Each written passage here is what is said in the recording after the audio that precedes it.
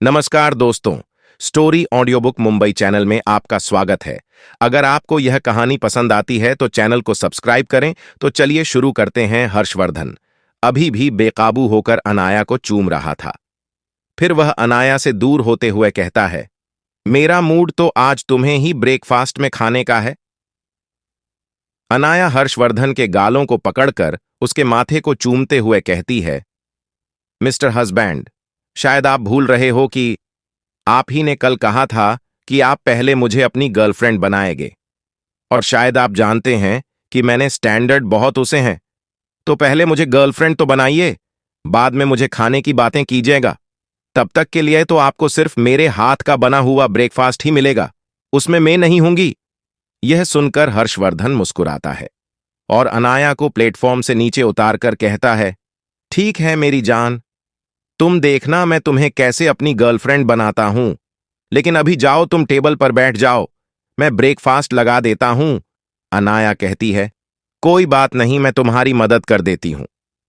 उसके बाद वह दोनों ही ब्रेकफास्ट लेकर टेबल पर चले जाते हैं। हर्षवर्धन के कहता है, मैं जूस निकाल देता हूं, तब तक तुम खाना शुरू करो। अनाया उसे रोते हुए कहती है, मैं निकाल देती हूं, तुम बैठा। हर्षवर्धन कहता है, नहीं मेरी जान, थोड़ा बहुत खाना बनाना तो तुम्हारे पति को भी आता है। इतना बोलकर वह प्यार से अनाया कि नोज को टच करके किचन में चला जाता है। थोड़ी ही देर में हर्षवर्धन जूस लेकर बाहर आ जाता है। टेबल पर बैठते हुए अनाया के आगे एक जूस का ग्लास रखता है और उसके गाल पर किस करता है। हर्षवर्धन के किस करने की वजह से अनाया के चेहरे पर मुस्कान आ जाती है। हर्षवर्धन भी ब्रेकफास्ट करना शुरू करता है। अनाया ने काफी हेल्दी और टेस्टी नाश्ता बनाया था। हर्षवर्धन कहता है, पता नहीं था कि एक पेंटर इतना अच्छा नाश्ता भी बना लेती है। अनाया ब्रेकफास्ट करते हुए हर्षवर्धन से पूछती है, अच्छा मुझे यह बताओ, तुम्हें मेरी डॉक्टर वाली आइडेंटिटी के बारे में कैसे पता चला?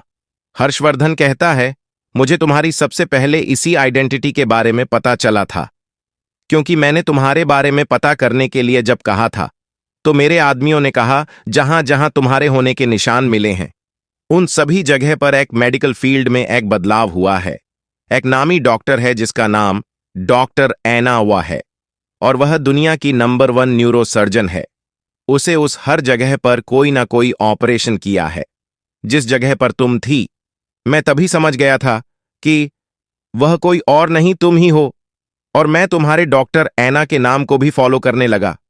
लेकिन जैसे तुमसे मिलना नामुमकिन हो रहा था वैसे डॉक्टर एना से भी मिलना पॉसिबल नहीं था, क्योंकि डॉक्टर एना किसी की भी तरह की अपॉइंटमेंट नहीं लेती थी और अगर वह कोई ऑपरेशन कर तो थी तो उसका डिसीजन भी वह खुद ही लेती थी। कोई उसे पैसे देकर भी खरीद नहीं पाता था, इसलिए मुझे तुम्हें मिलने के लिए कोई और तरीका सोचना पड़ा। यह सुनकर अनाया मुस्कुराती है। तभी दरवाजे से अनाया की असिस्टेंट रेशमा और हर्षवर्धन का सेक्रेटरी रजत आता है। उन दोनों के ही ब्रेकफास्ट करते देख सेक्रेटरी रजत और रेशमा कहते हैं, हम बाद में आएंगे सर। लेकिन तभी अनाया अपनी असिस्टेंट को रोकते हुए कहती है, रेशमा तुम मुझे आज का शेड्यूल बताओ। असिस्टेंट रेशमा कहती है, ठीक है मैडम। इतना बोलकर वह चलकर अनाया के थोड़ा नजदीक आती है और उसे आज का शेड्यूल बताने लगती है। वह कहती है, मैडम आज सुबह आपको एक कॉन्फ्रेंस करनी है, जो आपको अगला ऑपरेशन करना है उसके बारे में है। उसके बाद आपकी एक बिजनेस मीटिंग है। और इतना बोलकर वो थोड़ा चुप हो जाती है और हर्षवर्धन की ओर देखने लगती है। रेशमा को चुप देखकर अनाया उसे पूछती है, क्या बात है? अनाया के पूछने पर रेशमा बताती है, मैडम एक अपॉइंटमेंट मिस्टर रावत की ओर से भी है आपके लिए। वो आज शान को डिनर के लिए बुला रहे हैं। यह सुनते ही अनाया के आईब्रोज उठ जाते हैं और वह रेशमा से पूछती है, और इस मीटिंग का पर्पस क्या है? रेशमा अपनी नजर झुकाकर कहती है, मैडम सर ने यह तो मेंशन बताया नहीं किया, बस आपसे अपने साथ मीटिंग है इतना ही इन्फॉर्म किया है। फिर अनाया कहती है, क्या मैं किसी भी ऐसी अपॉइंटमेंट को कंफर्म करती हूं जिसका कोई पर्पस ना हो? रेशमा डरते हुए कहती है, सॉरी मैडम, वो सर ने अपॉइंटमेंट ली है, इसीलिए मैंने बिना पर्पस पूछे कंफर्म पक्की कर दी। अनाया एक मिस्टीरियस स्माइल हर्षवर्धन की ओर देखते हुए कहती है, उस अपॉइंटमेंट को कैंसिल कर दो और आज शाम को हम दोनों बार में जा आएगी, वही हमारा फेवरेट वाला बार। इतना बोलकर वो हर्षवर्धन की ओर देखती है और उसे एक मिस्टीरियस स्माइल देती है। हर्षवर्धन भी उसी की ओर देख रहा था। वो अनाया के कहने का मतलब समझ जाता है। वो अनाया के इस बेफिक्र अंदाज पर फिदा था। फिर खाते हुए अनाया बिना रेशमा की ओर देखे हुए रेशमा से कहती है, फोन पर एक टेबल बुक करवा दो हमारे लिए। यह सुनकर रेशमा डरते हुए हर्षवर्धन की ओर देखती है और फिर अनाया से हां कह देती है। उसके बाद अनाया कहती है, जाओ जाकर कार तैयार करो, आज हमें कहीं जाना है। यह सब कुछ देखकर सेक्रेटरी रजत और रेशमा दोनों ही थोड़ा अजीब महसूस कर रहे थे। तभी हर्षवर्धन सेक्रेटरी रजत से कहता है, तुम भी कार तैयार करो, हमें भी ऑफिस के लिए देर हो रही है। उन दोनों के जाने के बाद हर्षवर्धन अनाया से पूछता है, इन सब का क्या मतलब है जान? अनाया का ब्रेकफास्ट हो चुका था।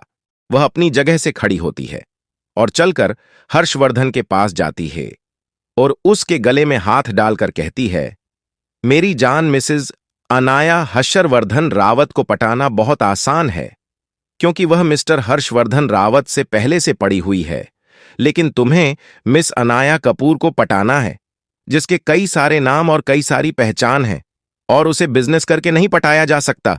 मुझे पता है तुम सच में बिजनेस में बहुत अच्छे हो, लेकिन तो फिर अब रोमांस में भी इतना ही अच्छा होना होगा, तभी तुमसे मिस अनाया कपूर पड़ेगी।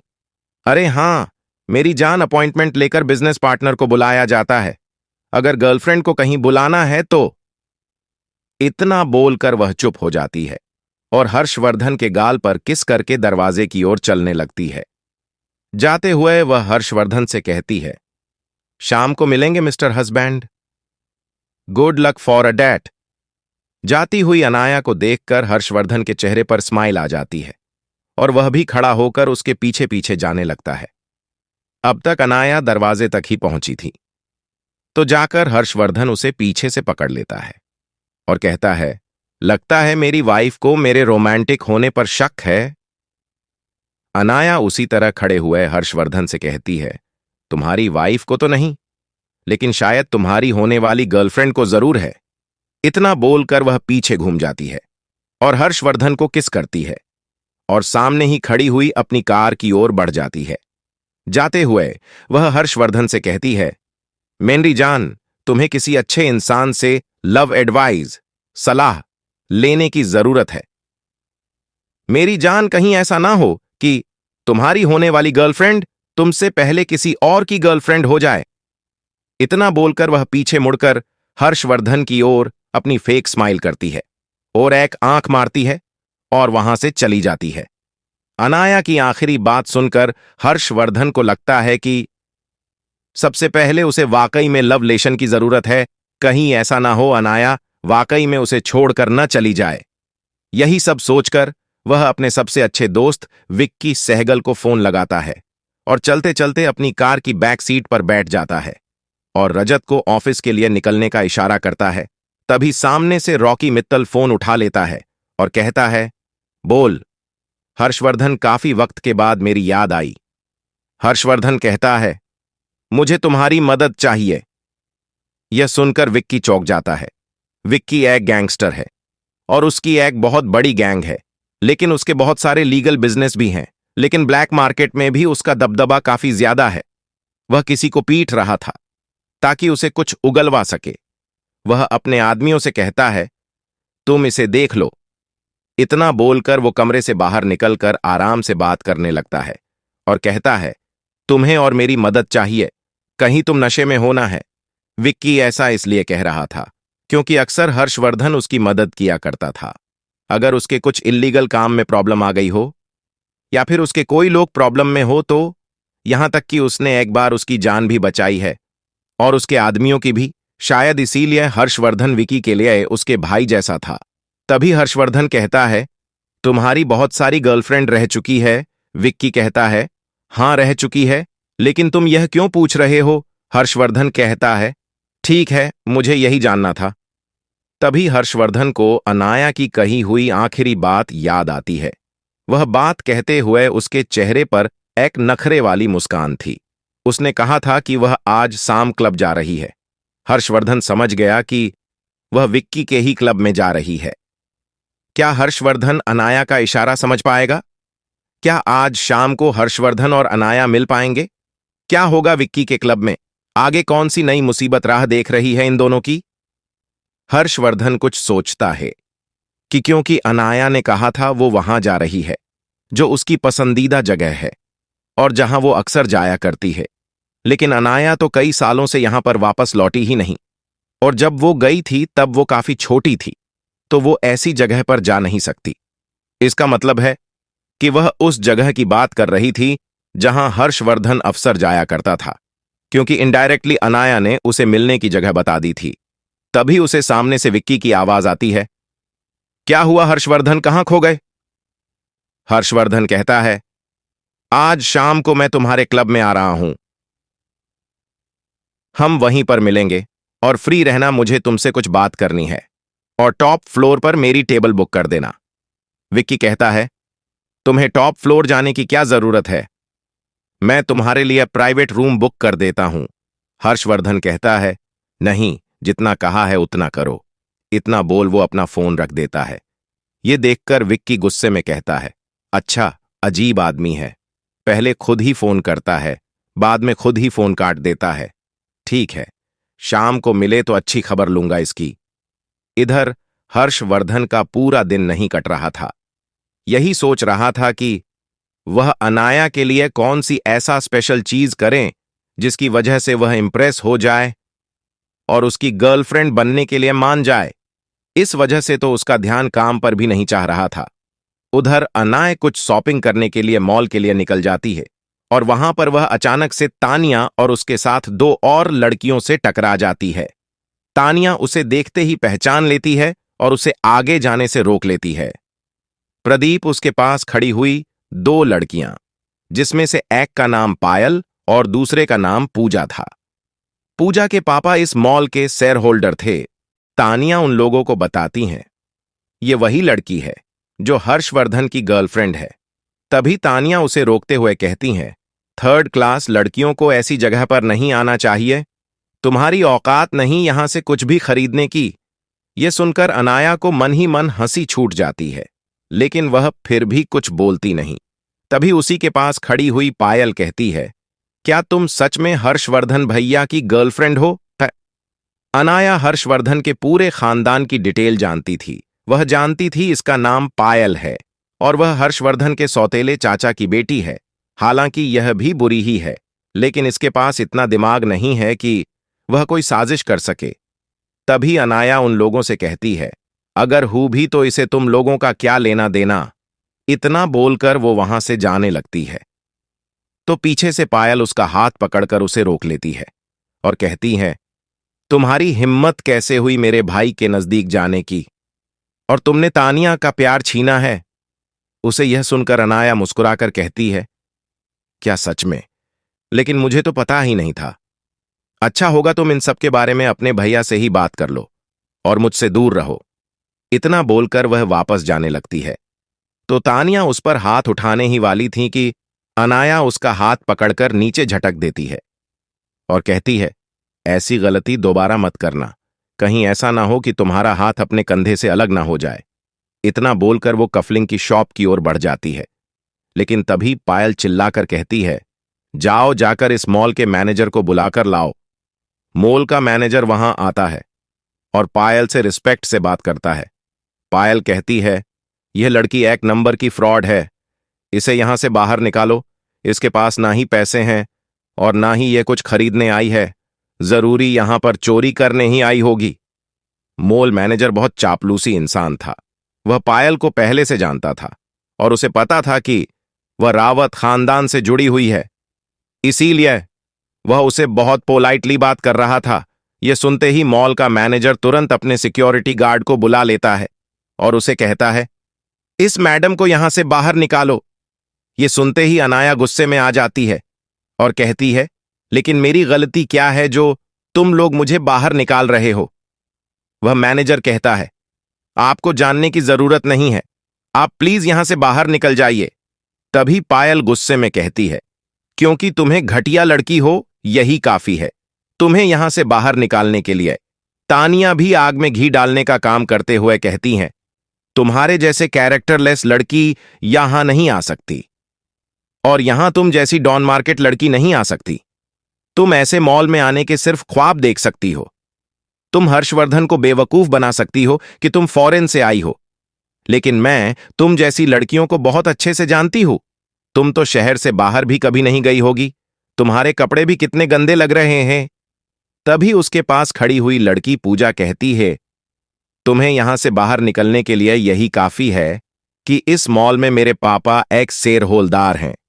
यह सुनते ही अनाया अपनी आई विंग्स करते हुए उन लोगों की ओर देखती है और कहती हैं, क्या सच में तुम लोग यह सब कुछ करना चाहते हो? क्योंकि बाद में तुम लोगों को ही पछतावा होगा। यह सुनते ही उन लोगों का गुस्सा और ज्यादा बढ़ गया और पूछा चिल्लाकर कहती है, तुम्हारी औकात क्या है जो तुम ऐसी बड़ी बड़ी बातें कर रही हो? ठीक है तो चलो यही करके देख लेते हैं।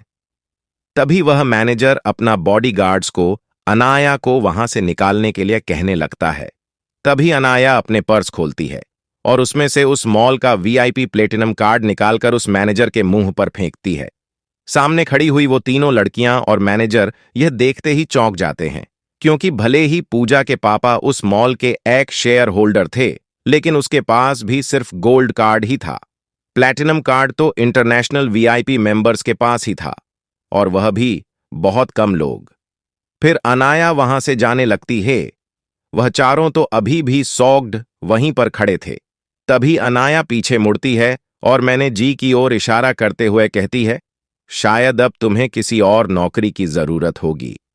और फिर एक ईवल खतरनाक स्माइल करते हुए उन तीनों लड़कियों की ओर देखती है और कहती है, और हां, तुम तीनों के साथ क्या होगा वह आज शाम तक तुम लोगों को पता चल जाएगा। Good luck. इतना बोलकर अनाया वहां से चली जाती है। पीछे खड़ा हुआ मैनेजर अभी भी डर रहा था। तभी पूजा नाम की लड़की उसे कहती है, तुम चिंता मत करो, ऐसा कुछ नहीं होगा। तुम्हारी जॉब नहीं जाएगी। मैं अपने पापा से बात कर लूंगी। ये प्लेटिनम कार्ड होल्डर है तो क्या हुआ, ये हमारा कुछ नहीं बिगाड़ सकती। तभी पास ही खड़ी पायल कहती है, हां, तुम चिंता मत करो, जरूरत पड़ी तो मैं भी मदद करूंगी। फिर वह तीनों अपनी अपनी शॉपिंग करने लगती है। उधर बाहर गई हुई अनाया जैसे ही कार में बैठती है, वह रेशमा से कहती है, मुझे अपना कंप्यूटर दो। वह उसे उसका कंप्यूटर दे देती है। उसके बाद वो रेशमा से कहती है, मुझे कुछ वक्त के लिए बाहर घूम लो, मुझे कुछ काम है, मुझे कुछ देर अकेला छोड़ दो। वह जैसे ही कार से बाहर जाती है, अनाया रेम को कमांड करती है। तुरंत अनाया की घड़ी से एक आवाज आती है, जी मास्टर, कहीं मेरे लिए क्या ऑर्डर है? अनाया रेम को कुछ ऑर्डर देती है। पूरा काम खत्म करते हुए उसे तकरीबन 1 घंटा लग गया। तब तक रेशमा भी वापस आ चुकी थी। तभी अनाया को हर्षवर्धन का फोन आता है। हर्षवर्धन कहता है, मेरी जान, तुमने तो सुबह सुबह ही बहुत सारे दुश्मन बना लिए। अनाया हर्षवर्धन को छेड़ते हुए कहती है, तो क्या मेरे हस्बैंड को डर लग रहा है अपनी बीवी से? हर्षवर्धन कहता है, बिल्कुल भी नहीं, तुम जितने चाहे उतने दुश्मन बना सकती हो। तुम्हारा हस्बैंड है तुम्हें प्रोटेक्ट करने के लिए। अनाया मुस्कुराकर कहती है, ऐसे छोटे मोटे दुश्मनों से तो मैं भी निपट सकती हूं। मेरे हस्बैंड को तकलीफ देने की जरूरत नहीं। हर्षवर्धन सीरियस होते हुए कहते हैं, मैं हमेशा तुम्हें प्रोटेक्ट करूंगा मेरी जान। अनाया मुस्कुराकर कहती है, तो फिर आज शाम के शो के लिए तैयार हो जाना मेरी जान। Good luck. इतना बोलकर वह फोन रख देती है। उधर हर्षवर्धन सोचता रह जाता है कि अनाया के कहने का क्या मतलब था। उसके बाद अनाया को कुछ चीजें खरीदनी थीं, वह खरीद ली। तब तक शाम हो चुकी थी। वह दोनों तैयार होकर क्लब के लिए निकल गई। उधर दूसरी ओर हर्षवर्धन तो इतना एक्साइटेड था कि वह अपना काम जल्दी खत्म करके थोड़ा पहले ही क्लब पहुंच चुका था। लेकिन आज विक्की को कुछ काम आ गया था, तो उसे आने में थोड़ा लेट होने वाला था। जब अनाया क्लब पहुंचती है, तब तक हर्षवर्धन टॉप फ्लोर पर उसका इंतजार कर रहा था। जैसे ही टॉप फ्लोर का दरवाजा खुलता है, अनाया वहां का माहौल देखकर खुश हो जाती है, क्योंकि वहां पर काफी अच्छा माहौल था। थोड़ा सा लाउड म्यूजिक बज रहा था, चारों ओर टेबल्स थीं, सामने एक लाइव परफॉर्मेंस चल रही थी और स्टेज के नीचे एक डांस के लिए प्लेटफॉर्म था। अभी तक हर्षवर्धन पर अनाया का ध्यान नहीं गया था, लेकिन जैसे ही अनाया अंदर आई और तभी हर्षवर्धन का ध्यान उस पर चला गया। वह अनाया को देखकर थोड़ी देर तो उसे घूरता ही रहता है, क्योंकि अनाया बहुत ज्यादा एलिगेंट लग रही थी और थोड़ी सी हॉट भी। अनाया ने क्रैक डेनिम जीन्स पहना था, ऊपर फुल स्लीव शॉर्ट टॉप पहना था और उसके बाद खुले थे, जिसकी मदद से उसने अपना थोड़ा सा चेहरा ढका था। बड़े बड़े चश्मा पहने थे और चेहरे पर एक मास्क लगा हुआ था और पैरों में लेदर बूट्स। देखने से अनाया किसी कॉलेज गर्ल की तरह लग रही थी, जो अभी अभी कॉलेज से सीधे ही बार में आ गई हो। हर्षवर्धन को अनाया बहुत ज्यादा क्यूट और हॉट लग रही थी। अगर उसका बस चलता तो वह अभी जाकर अनाया को किस कर लेता। इस लुक में भी अनाया का एलिगेंस बिल्कुल भी नहीं काम हुई थी। वह अभी भी एक वॉरियर प्रिंसेस जैसी ही लग रही थी। अब क्या करेगी अनाया उस मॉल के साथ? और क्या कमांड दिया था अनाया ने? रेम, क्या होगा अब इस क्लब में आगे? अनाया किसी पर भी ध्यान नहीं देती और जाकर एक खाली टेबल पर बैठ जाती है। इधर उधर देखने लगती है। हर्षवर्धन उसके ठीक सामने वाली टेबल पर ही बैठा था।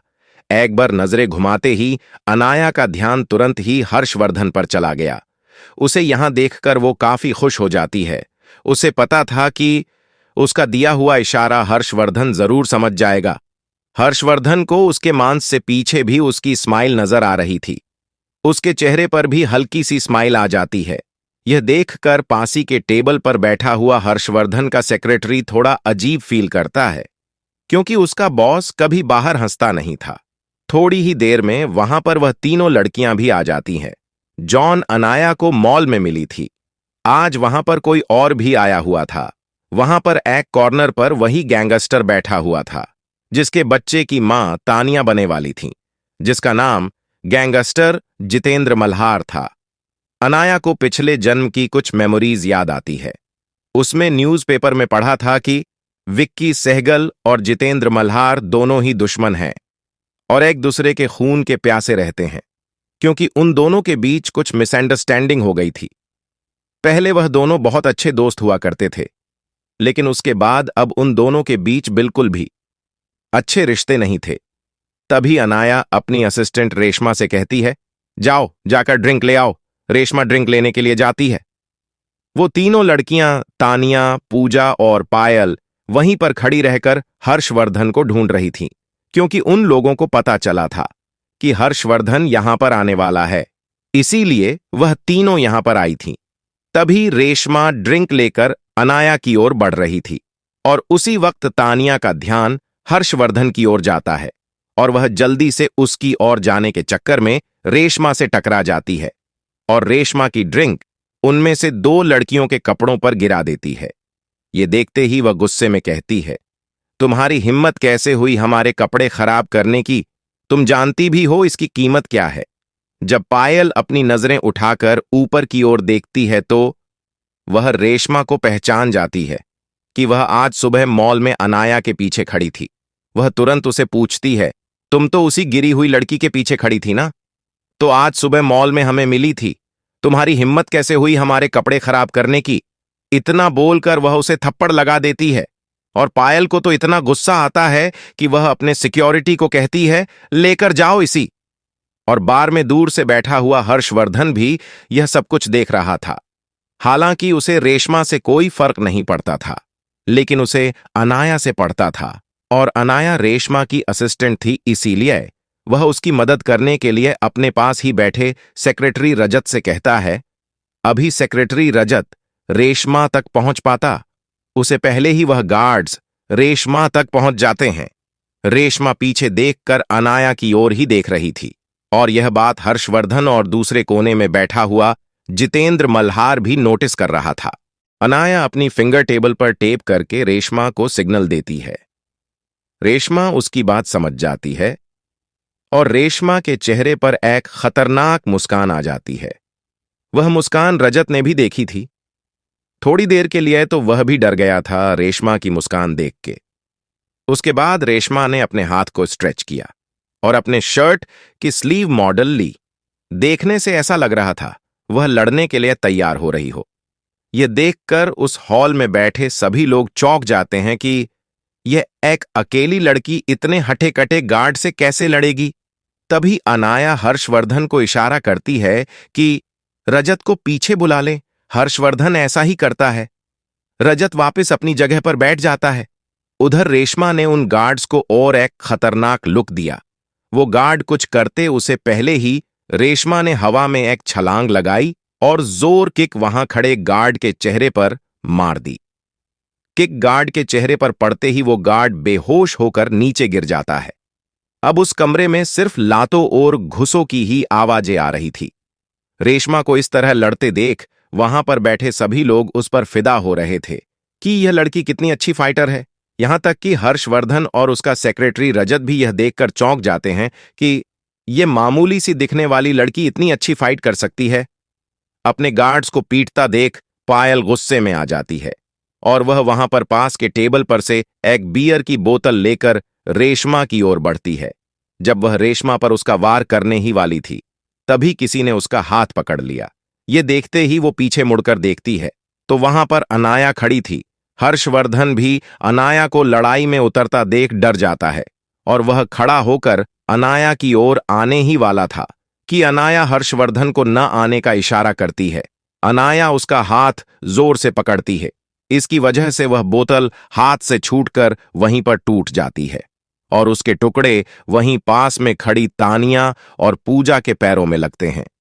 वह लोग अनाया को नहीं पहचानते और पायल गुस्से में कहती है, तुम जानती भी हो मैं कौन हूं और तुम्हारी हिम्मत कैसे हुई मेरा हाथ पकड़ने की। अब तक उस हॉल का म्यूजिक बंद हो चुका था। उसकी वजह से उन लोगों की बातें सभी लोग सुन रहे थे। वह गार्ड्स और रेशमा भी फाइट करना छोड़ चुके थे। अनाया पायल की इस बात पर मुस्कुराकर कहती है, तुम कौन हो?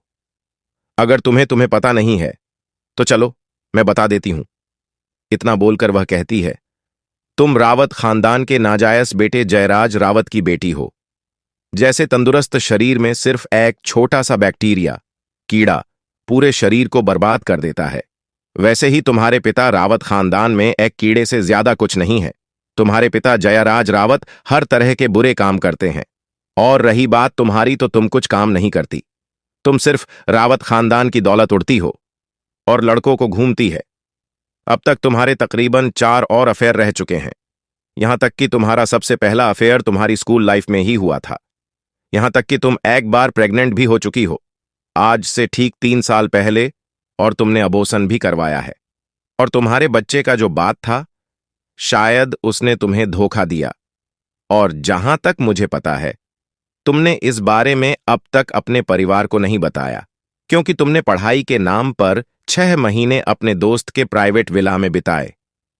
यह सब कुछ सुनते ही पायल के पैरों तले जमीन खिसक जाती है और तानिया भी चौंक कर अनाया की ओर ही देख रही थीं। उसके बाद तानिया रोने का नाटक करते हुए हर्षवर्धन के पास जाती है और उसका हाथ पकड़कर उसे कहती है, हमारी मदद करो हर्षवर्धन, देखो वह लड़की क्या कर रही है। तानिया तो अब तक अनाया को नहीं पहचान पाई थी। हर्षवर्धन भी वहीं पर बैठे हुए यह सारा तमाशा देख रहा था। फिर अनाया स्टाइल से पायल से पूछती है, क्या तुझे अभी भी अपने बारे में कुछ जानना है? तो मैं अभी भी बता सकती हूं। इतना बोलकर वह मुस्कुराते हुए वहां से आगे बढ़ जाती है। पायल गुस्से में दांत कटकटाते हुए अपने आदमियों से कहती है, इसे मार डालो।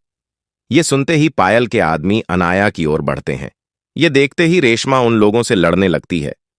अनाया पायल की ओर बढ़कर उसके कान में कहती है, क्या तुमने मुझे अपने उस बॉयफ्रेंड की गर्लफ्रेंड की तरह समझा है जिसे तुमने मार दिया था, वह भी अपने इन खूबसूरत हाथों से?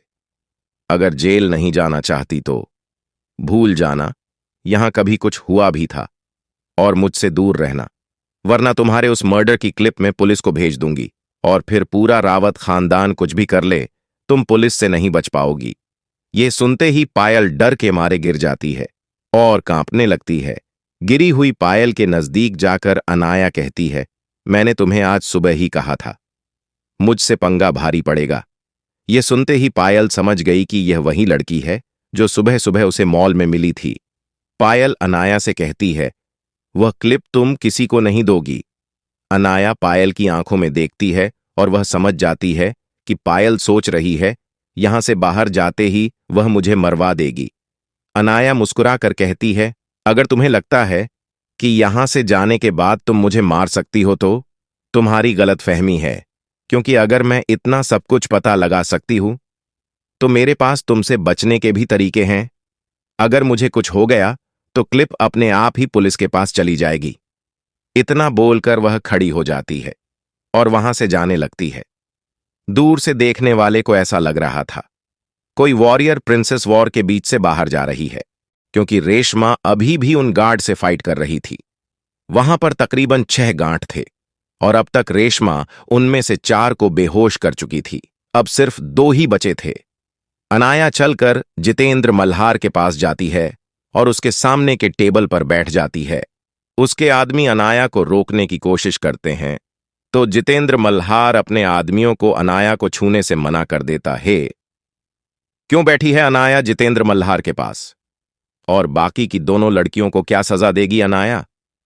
अनाया को जितेंद्र मल्हार के पास जाकर बैठा देखकर हर्षवर्धन को थोड़ा अजीब लगता है और उसे थोड़ी सी जलन भी होती है, लेकिन वह कुछ दिखाता नहीं। वह बस ऐसे ही बैठे हुए उसे ही देखने लगता है। तानिया अभी भी उसका हाथ पकड़कर उसे ही बात करने की कोशिश कर रही थी। जितेंद्र मल्हार अभी भी अनाया का चेहरा नहीं देख पा रहा था, क्योंकि उसने अभी भी अपने चेहरे से मास्क नहीं निकाला था। जितेंद्र मल्हार एक ड्रिंक का ग्लास अनाया की ओर बढ़ाकर कहता है, काफी इंटरेस्टिंग लड़की हो, और उसकी ओर देखने लगता है।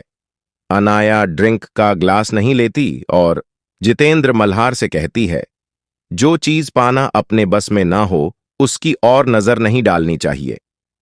तुम्हें यह सोचने की जरूरत है कि तुम्हारी गर्लफ्रेंड अभी किसी और की बाहों में है। जितेंद्र मल्हार उसे कहता, हे लॉजिकली क्या मतलब है तुम्हारा कहने का? वह मेरी सिर्फ एक गर्लफ्रेंड है। अब तक पता नहीं उसके जितनी कितनी आई मेरी जिंदगी में। तभी अनाया उसकी ओर अपनी आई विंग करते हुए कहती है, तुम्हारी जिंदगी में तो काफी आई है, लेकिन तुम्हारी जिंदगी में कोई बच्चा नहीं आया। यह सुनते ही जितेंद्र मल्हार अपनी आंखें छोटी करके अनाया की ओर देखता है और कहता है, क्या मतलब है तुम्हारे कहने का? अनाया एक लंबी आह भरते हुए कहती है, मुझे लगता है तुम्हें अपनी गर्लफ्रेंड के ऊपर थोड़ी नजर रखने की जरूरत है। तुम्हें यह तक नहीं पता कि तुम्हारे बच्चे को इस दुनिया में आने से पहले ही मार दिया गया है। कैसे गैंगस्टर हो तुम? अनाया की बात सुनते ही जितेंद्र मल्हार की आंखों में गुस्सा छा जाता है। जितेंद्र मल्हार एक शॉर्ट टेम्पर आदमी था। उसे गुस्सा जल्दी आ जाता था। वो अनाया से गुस्से में कहता है, क्या ये बात सच है? अनाया ऐसे ही बार में देखते हुए कहती है, ये बात तो तुम्हें पता लगानी नहीं चाहिए।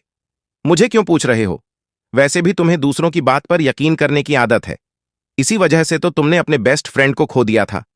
अनाया की ऐसी टेढ़ी मेढ़ी बातें सुनकर जितेंद्र मल्हार को और ज्यादा गुस्सा आ गया और वह गुस्से में अपनी जगह से खड़ा हो गया और कहता है, तुम हो कौन और तुम वो सब मेरे बारे में इतना सब कुछ कैसे पता? जितेंद्र मल्हार का गुस्सा देख बार में बैठे हुए सभी लोग काफी डर जाते हैं।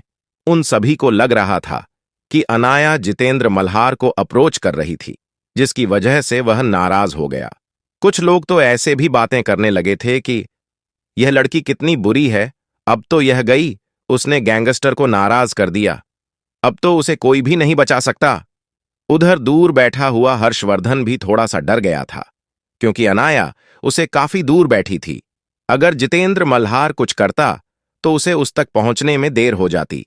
इन सब से बिल्कुल शांत अनाया अभी भी एकदम शांति से बैठी हुई थी, बिना किसी भाव के। अनाया उसकी ओर देखते हुए कहती है, शांति से बैठ जाओ, तुम्हें सब कुछ पता चल जाएगा, इतनी भी क्या जल्दी है? इतना बोलकर अनाया अपना फोन निकालकर कुछ करने लगी। उसके फोन को नीचे रखते ही जितेंद्र मल्हार के फोन में कुछ मैसेज आया। उसने उन सभी में मैसेज को खोलकर देखा और उसकी आंखें फटी की फटी रह गईं। उसने अपने आदमी को अपने पास बुलाया और कान में कुछ कहा। वह आदमी चलते हुए हर्षवर्धन की ओर जाने लगा। वहां बैठे हुए सभी लोग काफी कंफ्यूज थे कि ये सब कुछ क्या हो रहा है? यहां तक कि हर्षवर्धन भी काफी कंफ्यूज था। ये क्या हो रहा है? अब तक तो पायल भी उसी के पास आकर बैठ गई थी और उसी के पास पूजा खड़ी थी। वह आदमी वहां आता है और हर्षवर्धन को कुछ भी कहे बिना उसके पास ही खड़ी तानिया को खींचते हुए ले जाकर जितेंद्र मल्हार के आगे कर देता है। ये देखते ही वहां बैठी हुई पायल गुस्सा हो जाती है और वह हर्षवर्धन से कहती है, भैया, आप ये क्या होने दे रहे हैं?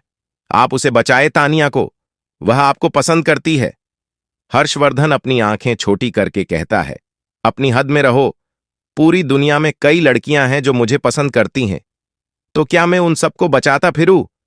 यह सुनकर और हर्षवर्धन का गुस्सा देख पायल डर जाती है और वो गुस्से में खुद ही वहां से उठकर तानिया की ओर जाने लगी है। लेकिन उसके पास बैठी हुई अनाया उसे अपनी छोटी आंखें कर कर देखती है, तो वह डर के वापस पीछे हट जाती है। यह देखकर हर्षवर्धन को थोड़ा अजीब लगता है। उसे नहीं पता था कि अनाया ने ऐसा क्या कहा था पायल को जिसकी वजह से वह उसे इतना डरने लगी थी, लेकिन उसके चेहरे पर हल्की सी मुस्कान आ जाती है। अभी जितेंद्र मल्हार तानिया से कुछ पूछने ही वाला था कि तानिया गुस्से में अनाया की ओर देखकर कहती है, तुम हो कौन और तुमने ऐसा तो क्या कहा? जितेंद्र से जो वो इतना गुस्से में आ गया है। तभी अनाया मुस्कुराकर कहती है, मैंने तुम्हें सुबह ही कहा था कि तुम मुझसे दूर रहना, कहीं तुम्हारे लिए मुझे उलझना महंगा ना पड़े। लेकिन तानिया तो अभी भी अनाया की बात समझना ही नहीं चाहती थी।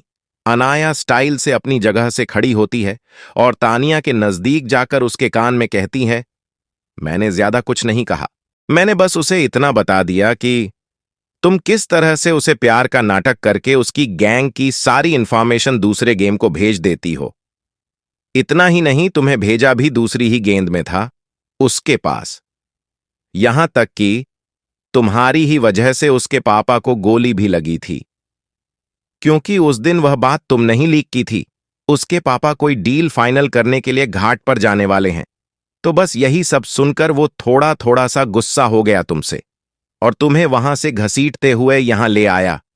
ये सुनते ही तानिया के पसीने छूट जाते हैं और वह रोने लगती है। अनाया वापस जाकर अपनी जगह पर बैठ जाती है।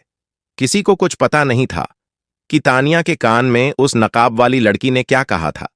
दूसरी ओर सामने बैठा हुआ जितेंद्र मल्हार को अभी तक पता नहीं चला कि ऐसा तो क्या कहा अनाया ने जिसकी वजह से तानिया इतना रोने लगी। तानिया रोते हुए जितेंद्र के पैरों में पड़ गईं और कहती हैं, प्लीज मुझे माफ कर दो जितेंद्र, मैंने जानबूझकर तुम्हारे गैंग की इंफॉर्मेशन नहीं बेची थी। उस गैंग वालों ने मुझे ब्लैकमेल किया था। यह सुनते ही जितेंद्र की आंखों में खून उतर आता है। वह घूर कर तानिया की ओर देखता है और कहता है, क्या कहने का मतलब है तुम्हारा? तानिया सिसकते हुए कहती हैं, मुझे माफ कर दो। उस दिन तुम्हारे पापा को चोट मेरी ही दी हुई इंफॉर्मेशन से लगी थी, लेकिन उन लोगों ने मुझे पकड़ लिया था और कहा था अगर मैंने तुम्हारी इंफॉर्मेशन उन लोगों तक नहीं पहुंचाई तो वह मुझे मार डालेंगे, और मैं डर गई थी। इसीलिए मुझे बताना पड़ा कि उस दिन तुम्हारे पापा घाट पर जाने वाले हैं किसी डील के लिए। मुझे माफ कर दो, मैं ऐसा करना नहीं चाहती थी। जितेंद्र, प्लीज मुझे माफ कर दो। यह सुनते ही जितेंद्र की आंखों में खून उतर आया है। यहां तक कि उसी की वजह से विक्की और जितेंद्र के बीच लड़ाई हुई थी, क्योंकि तानिया ने ऐसे सबूत क्रिएट किए थे जिसे यह लगे कि वह इंफॉर्मेशन लीक करने वाला कोई और नहीं बल्कि विक्की था। यह सब कुछ सुनकर तो जितेंद्र के आदमियों के चेहरे भी काफी गंभीर हो चुके थे और वह अभी भी तानिया को ही घूरे जा रहे थे। दूसरी ओर तानिया तो अभी भी जितेंद्र से माफी ही मांग रही थीं। उसे लग रहा था आज वह मरने वाली है।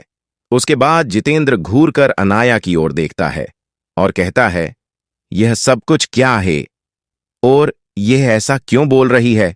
अनाया ठहाका मार के हंसते हुए कहती है, मैंने तो तुम्हें पहले भी कहा था तुम्हें अपनी गर्लफ्रेंड पर थोड़ी सी जासूसी कराने की जरूरत है, लेकिन तुम मेरी बात मानने को ही तैयार नहीं थे, तो मैंने सोचा तुम्हारा काम थोड़ा आसान कर दूं। फिर जितेंद्र मल्हार गुस्से में अपने आदमियों से कहता है, इसे यहां से लेकर जाओ, इसे मैं बाद में पूछताछ कर लूंगा। तभी जाते हुए तानिया चिल्लाकर अनाया से कहती है, तुमने मेरे साथ ऐसा क्यों किया? मैंने तुम्हारा क्या बिगाड़ा था जो तुमने मेरे खिलाफ सारे सबूत जितेंद्र को दे दिए? अनाया मुस्कुराकर कहती है, पहली बार मैंने तुम्हारे खिलाफ कोई सबूत नहीं दिया। मैंने तो सिर्फ उसे उसी बात के सबूत दिए थे कि तुम उसके बच्चे की मां बनने वाली थीं और तुमने उसे गिरा दिया। बाकी सारे सबूत तो मुझे देने की जरूरत ही नहीं पड़ी, क्योंकि तुमने सारे गुनाह खुद ही कन्फेश स्वीकार कर लिए। यह सुनते ही तानिया चिल्लाकर बोलती है, क्या तुमने उसे मेरे खिलाफ कोई सबूत नहीं दिए? अनाया मना करते हुए कहती है, क्या तुम्हें लगता है मैंने दिए होंगे? फिर वह मुस्कुराने लगती है। तभी जितेंद्र राणा अपने आदमियों को इशारा करता है, जाओ इसे ले जाओ। तानिया फिर भी रुकते हुए कहती हैं, ठीक है, मुझे ले जाना, पहले मुझे यह जानना है कि यह है कौन और उसने मेरे साथ ऐसा क्यों किया। तभी अनाया उसे कहती है, इतनी जल्दी भूल गई मुझे? मैंने तुम्हें आज सुबह ही कहा था कि मुझसे दूर रहना और हो सके तो मेरे रास्ते में मत आना पस्टे, लेकिन फिर भी तुम्हें कोई और नहीं मिला बेइज्जत करने के लिए। तो जब तुमने सोच लिया है कि तुम मेरे रास्ते में आओगी तो उसका परिणाम भी भुगतना होगा। यह सुनते ही तानिया समझ जाती हैं कि यह कोई और नहीं बल्कि अनाया ही है। वह मन ही मन अफसोस कर रही थी कि वह इस लड़की से क्यों मिली और क्यों उसे उलझी। तब तक मल्हार के आदमी उसे घसीट कर ले जा चुकी थी। क्या होगा अनाया का अगला कदम और कैसे किया अनाया ने यह सब कुछ? क्या करेगी अनाया पूजा के साथ? अगर आपको अगला एपिसोड चाहिए तो लाइक करें, कमेंट करें और चैनल को सब्सक्राइब करें।